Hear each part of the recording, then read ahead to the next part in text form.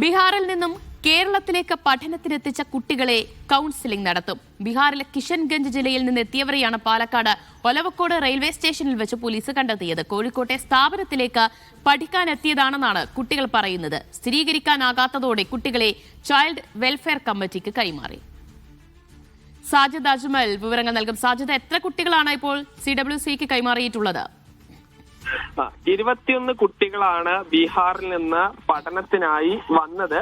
ഈ കുട്ടികൾ Palakkad junction railway station, അതായത് ഒലവക്കോട് റെയിൽവേ സ്റ്റേഷനിൽ വന്നെത്തിയതോടുകൂടി ഈ 5 വയസ്സിനും 13 വയസ്സിനും ഇടയിലുള്ള കുട്ടികളാണ്. അവരുടെ കൂടെ ഈ ഉത്തരേന്ത്യൻ സ്വദേശികളായ 2 പേരാണ് ഉണ്ടായിരുന്നത്. അതുകൊണ്ട് ഒരു വ്യക്തത വരാത്തതിനാൽ ഈ പാലക്കാട് നഗരത്തിലുള്ള ഒരു ഓർഫനേജിലേക്ക് കുട്ടികളെ മാറ്റുകയായിരുന്നു. ഈ വിദ്യാഭ്യാസ സ്ഥാപനത്തിന്റെ കോഴിക്കോട് കേന്ദ്രീകരിച്ചുള്ള വിദ്യാഭ്യാസ സ്ഥാപനത്തിലാണ് കുട്ടികൾ അങ്ങോട്ട് വന്നതാണ്. അവിടെയുള്ള ആളുകളുടെ രേഖകളുമായി വരാൻ നിർദ്ദേശിച്ചിട്ടുണ്ട്. അങ്ങനെ CWC ഈ പാലക്കാട് വെച്ച് ഈ രേഖകൾ പരിശോധിച്ച ശേഷം ഒരു അന്തിമ തീരുമാനം എടുക്കും എന്നുള്ളതാണ് CWC അറിയിക്കുന്നത്.